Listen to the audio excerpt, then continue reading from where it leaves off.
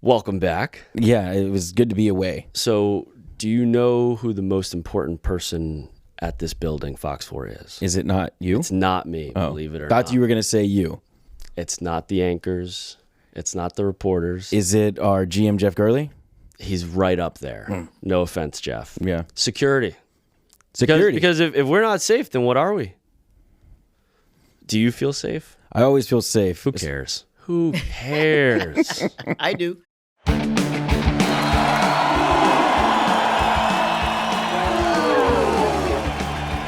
And with that, welcome into Who Cares? I'm jeff-kolb. Oh, I jumped the gun on you. You jumped the gun. Do it again. It's like we're out of sync here because guess what? I missed a week. You skipped out on me. Yes, you're right. You're right.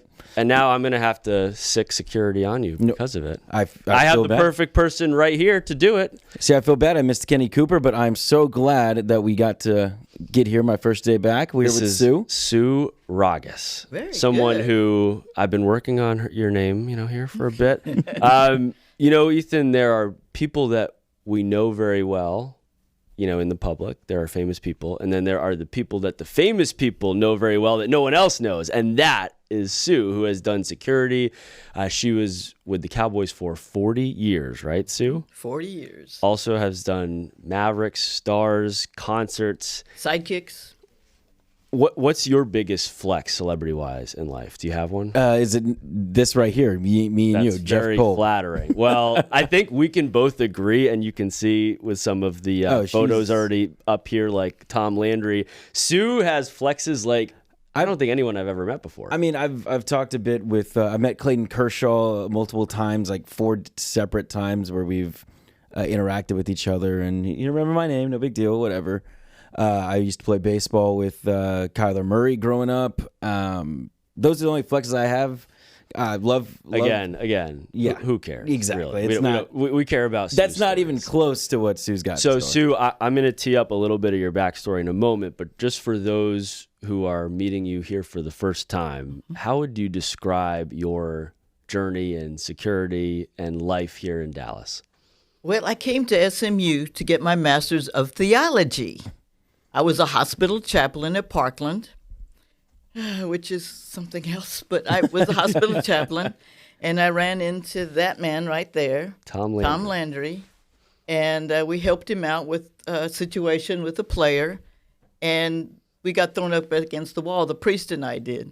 And I went, "Hey, Father, that worked well," as we're lying on the floor. And he was so appalled that we thought we might sue, so he invited us to Thousand Oaks, and he went, "I ain't going." I went, "I am.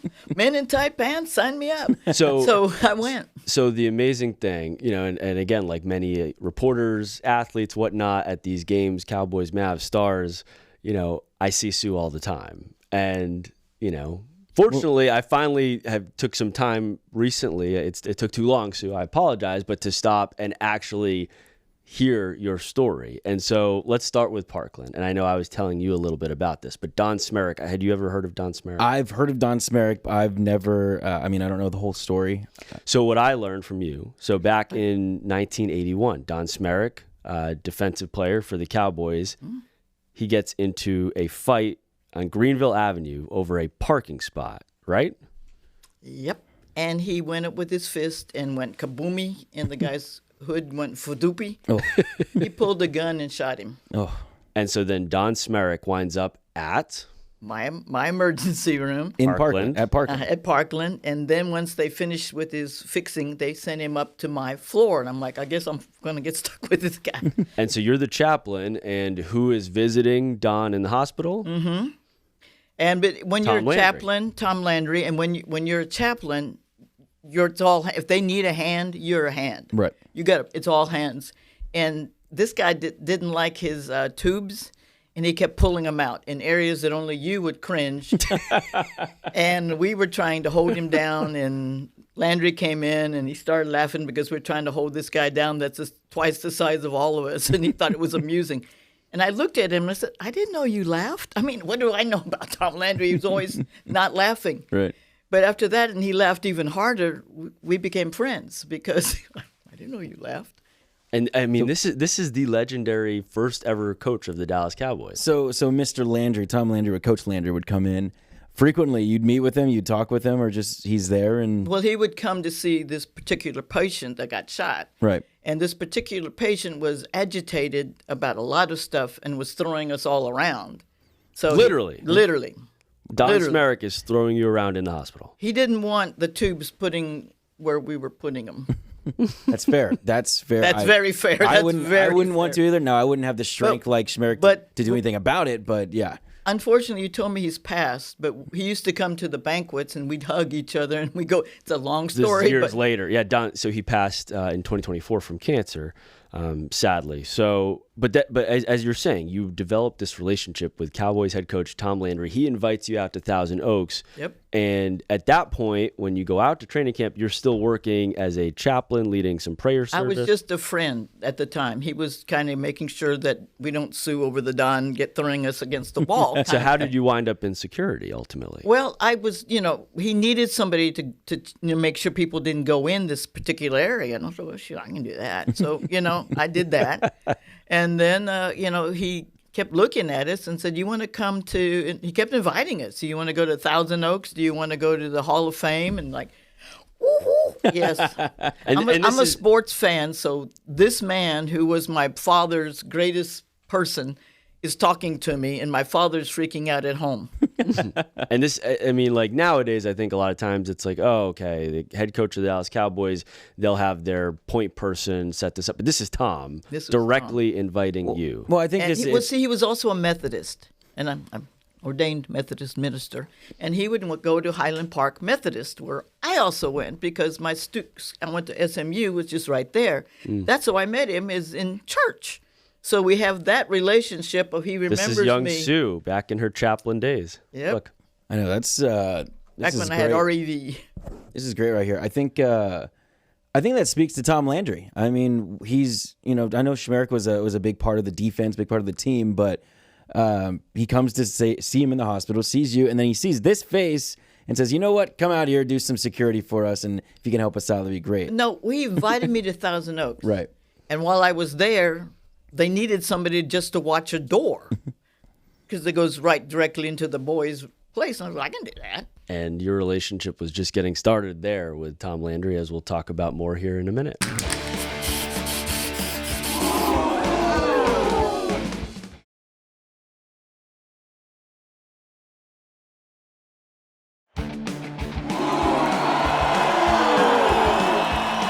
So, Sue, we talked about Tom Landry, relationship with Tom Landry. It's 1989. You've told us this before we got on, obviously, but tell us about the saddest thing you've heard from Tom Landry when you were with his relationship with him. Well, we had a radio show from another radio station, and he was there, and he said something to us that just made me cry. He says, we told him about that with the route and how it was going to go for his parade, and he goes, "What happens if nobody comes?" And I thought, do you not know how much you're loved? I mean, he really looked at me and said, "What happens if nobody comes?" I thought I was going to cry. Man, that's Tom Landry. I mean, how can he? And that is, in all sincerity, that probably is all the stories I've heard of Tom Landry. Probably is very, humble in that humility he has. I mean, to sit there and say nobody doesn't know if anybody's going to come or what if nobody comes. It's humility, and also like we kind of touched on off the very top, right? I think, people from a distance look at, someone famous like Tom Landry, right? Mm-hmm. And think, what? Oh, well, this guy has it all. He has a perfect life. And you've just had, as we've just kind of been vicariously living through and enjoying, such a behind the scenes look into Tom Landry and these other people as just a normal human being. Did that moment shock you? No, I always thought he was always gentle and thoughtful, and he was always I didn't realize I should be putting him on a pedestal because he was just humble. He just talked to you like. And Sue, I don't think you put anybody on a pedestal, do you? I think that's why we love you. No, but I honor people. Yeah. I honor Tom, and I honor some of the people we work with, and people who do good for others. That means a lot to me. Of course, the fact that I'm ordained clergy may have something to do with it. But when I see somebody reach out and they don't have to and help somebody, that to me is our heroes. the people who told me, hey, look what I did. I donated all this money. No, I don't want to know that. I want to know that little guy over there who has barely anything, who reached in his pocket and gave somebody something to get something to eat. Those are the people I honor and value. But I worked at Parkland, so I saw that. And knowing how poor those poor people were, and if somebody could give them a meal, I was always, because they'd show me this thing that says, man, what's this say? Take with food. I have no food. And I just wanted to cry. And this poor guy can't take his medicine because he has no food. So somebody took him up and gave him a hamburger. Well, and I think one of the other beautiful things, too, is especially when you look at what we've learned about your relationship with Tom Landry, is he is a famous person also who he honored you. And that, in part, came a year after that retirement and parade up at the Hall of Fame, which he personally invited you to, right? Yeah, that's one of my favorite things you've said so far. At the Hall of Fame, he personally invited you. You came there. Go through what happened and how awesome that experience is. Well, what was neat is I went and got the Pepsi cans, I think, that has all the inductees on. And I came back, and everybody who was on the can, which I didn't know, would go, oh, my God. So I walked with him, and Landry's going, what are you doing? I said, that's Bud Grant. Okay. I didn't know who they were. I was lucky to remember the Cowboys. I was never into the names and who they are. I just wanted to see how you are as a person. And at the Hall of Fame, when you get to meet these famous people and you realize they come up to you and go, oh, Sue, I brought you some coffee. And everybody goes, what? How in the world did you get him to bring you coffee? I said, I didn't get him to do it. He just did it. Well, it freaked him out. You had much more than just a cup of coffee at that Hall of Fame induction with Tom Landry, because I understand he saved a dance for you, didn't he? He did save a dance for me, and because he danced with me, everybody realized I was safe material. You have a woman with all these men, and you wonder, is she going to talk? And then when they saw, wait, Landry's dancing with her? What? She must be okay. Yeah, that's the stamp of approval from Coach. Yeah, so then I had all these people. You're in the game. And people were like, how did you know? And I'm like, what? I took a couple pictures of them, like, how'd you get Gail Sayers? I'm like, he brought me a cup of coffee. Why? Gail Sayers, I know, I like that when you sell some of your girlfriends are sitting right there. Like, how did you get Gail Sayers to bring you a cup of coffee? He's like, I don't know. I didn't know it was Gail Sayers. Like, oh, is that his name? I didn't know his name. He just wanted to know where the cans were, and I showed him the night before. So he brought me a cup of coffee. I had no idea he was on the can.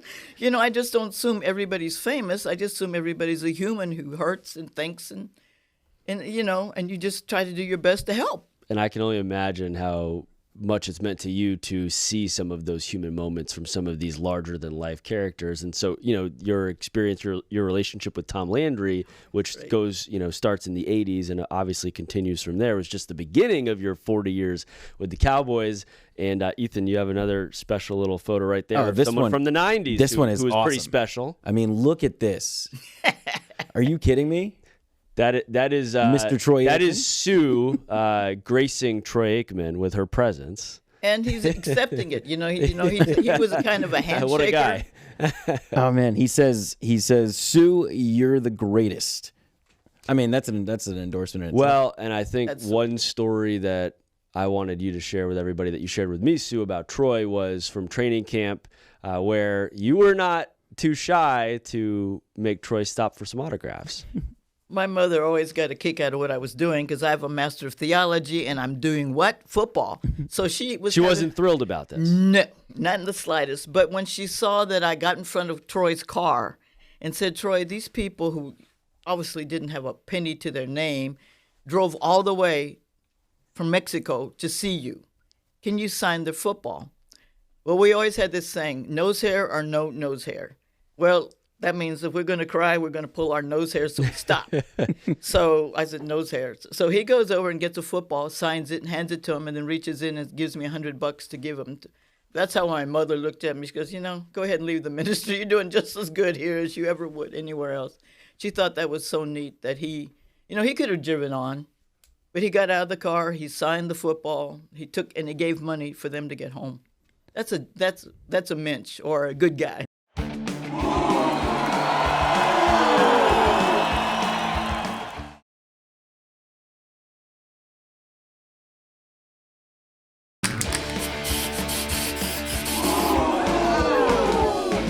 So Sue, we're showing off some of your Cowboys relationship flexes, but you had a pretty well-known gym partner at the Cooper Institute, isn't that right?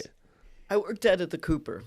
I really didn't know who. I'm sorry, I didn't. I know his father owned part of the Rangers back then, or he owned a percentage. So I figured he was a baseball guy, and I kind of ignored him. You knew he'd be a politician, though, right? Well, not really. Who were we talking about, Sue?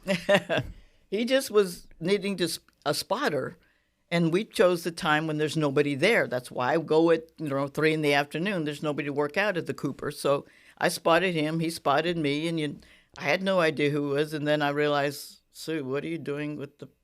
I said, what do you mean? That's the president's son. Oh, for all of you, it's W. It's George W. Bush. I think it's hilarious because once he would go out, he would spot you, right? You told us that he would spot you. You'd spot hold on. him. So, like, what kind of lifts? What kind of spotting? Yeah, what were we talking But about? he'd walk over and grab my upper muscle and say, you still working out? 'Cause we used to work out at the Cooper. So he was making sure I was staying in shape. So what is this? Bench press, squat? What are we doing? Yeah, what was W doing? Curls? Was he He doing? did curls, but we always went when there was nobody there. So if he was going, if we're going to do, I spotted him. And when somebody said something about it, I said, if I could stand over at him, his face right where it was, I think I can say, hi, George, and not hi, Mr. President. Well, and as we said, you're so comfortable with pretty much everybody. You had a different nickname you used at one point that you got scolded for? Yeah, I called him by his first name, and they said, we do not call the president by his first name. We call him, President. This one specifically, I remember this. You were talking about this picture. You shook hands with him, and you're like, "All right." Was it not like? See, at that time, he only owned like percentage of the Rangers. Right. He hadn't become the big man yet, but he was always checking my abs to make sure I was working out. Are you working out? Because that's where we met. That was our common ground, was the workout room at the Cooper. So he checked, we talked. I had no idea, until later on they went, what are you doing with the president? I'm like, I don't know, shaking hands. So have you had any chances recently to check in on if he's still working out? No, but I got yelled at because he was leaving. And he said, see you, Sue. And I said, bye, babe. We do not call the president of the United States babe. And I went, if my face can be between his legs, I can call him babe. He looked horrified. Spotting. We're going to save you here. There you go, spotting. Because people will care.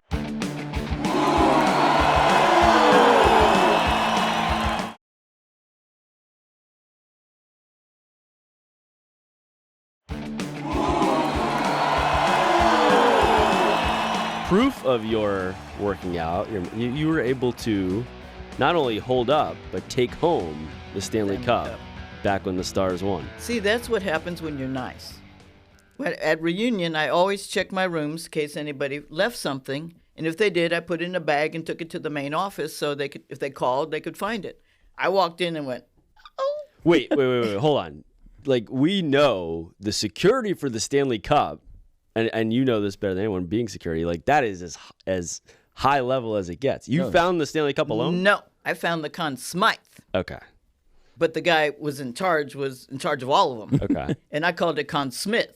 And he said, no, it's a Conn Smythe. I said, whatever. It's sitting in here. He goes, sit on it. No, it looks painful because it had maple leaves on it. And I'm like, I got my magazine. I'm sitting next to it. I'll wait for your return. 2 hours later, he showed up in a panic, huffing and puffing. And he said, if you ever win the Stanley Cup, you get it for the day. And I'm like, check's in the mail. I never thought he'd let me have it. I thought he was kidding. But he was so excited. And I was like, check's in the mail. And I forgot about it. Then when I went in and we won, I said, can the boys get the security boys get a quick picture? And he goes, no, but you got it for the day to do what you want. Excuse me? He remembered. What? He said, remembered. you saved my... And so for that, I'm always going to say, I hope you win while I'm around so I can pay you back. So I got to take it, and I took it to hospitals. I took it to the police station. The police were cute. They took their badges off and put them inside the cup. It was really adorable. And there was a kid at the hospital. Everybody started crying, and I thought, oh, man, you have messed up again. It was the first time he ever left the room. He'd been suicidal. But when he heard the Stanley Cup was there, he fell out of bed, climbed in the chair, and made his way to the cup. And the thing that made me almost cry, he said, I want you to have this. It was a syringe. He was planning on killing himself that day. Goodness. He had not made it out of the room. He'd been in that bed, and he didn't think he could do anything.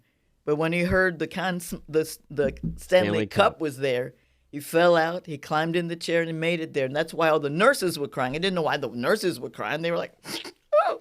I'm like, okay, what did I do? Wow. You know? Wow. And the kid was so excited. So I had no idea his backstory. I brought it for everybody.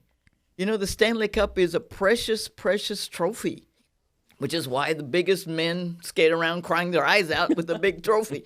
And so everybody was so excited about it. So why not let when the kid did that and the nurses were thanking me, I'm like, don't thank me. That's but I told the guy, look, you made your way out here. You could answer phone calls from people who are at the edge. They don't need to know you're in a chair. You're answering the call of somebody who's on their last leg wanting to kill themselves. You've been there. You know the darkness. You can help somebody, and nobody will need to know you're in a chair. You could see ding, ding, ding, ding, ding. Well, If you think there's always an answer to the question of what do I do now? Just we may not know it. So I just was lucky enough to have, I always try to make the best of whatever situation I'm in and go for it. I never knew I'd get to meet, Clint Eastwood and Billy Joel and all that. It just happened. And your stories go on and on. I'm sorry. No, in the best possible way. Okay. No, in a way where, let me just put the spoiler out there. We need another episode.